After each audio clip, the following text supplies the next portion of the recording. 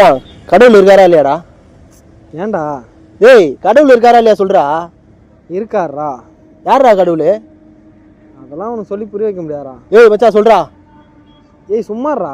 ஏய் யாரா கடவுள் சொல்றா? கடவுள் யாருன்னு உனக்கு தெரிஞ்சுக்கணும். ஆமா அவ்வளோதானே மச்சான். இப்போ நான் ரொம்ப கஷ்டப்படுறேன்னு வை.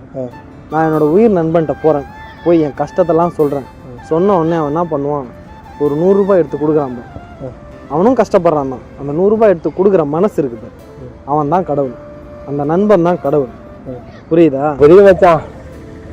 மச்சான் நான் ரொம்ப கஷ்டத்தில் இருக்கேன்டா, ஒரு 100 ரூபா கூட. ஏய் என்னடா 100 ரூபா கேட்குற? மச்சான் இப்போ என்னடா சொன்னேன், கஷ்டப்படும் போது காசு கொடுக்குறவன் கடவுள், அதுவும் உயிர் நண்பன் காசு கொடுத்தா கடவுள்னு. நீ கடவுள் மச்சான். நான் கடவுளா? நீ கடவுள்ரா, காசு கொடுறா.